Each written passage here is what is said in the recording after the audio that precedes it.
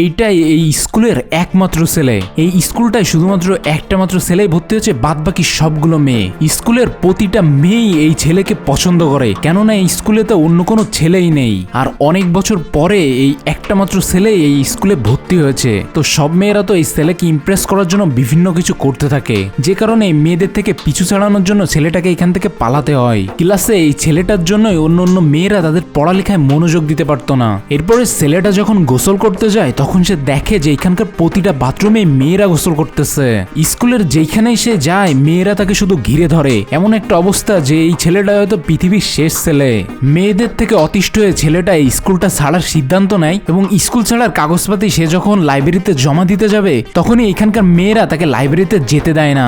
পরের দিন ছেলেটা যখন তার ফুড ডেলিভারি চাকরি করতেছিল তখন সে দেখে যে তার সামনে একটা গুন্ডা মতো ছেলে একটা ছোট বাচ্চাকে কষ্ট দিচ্ছে।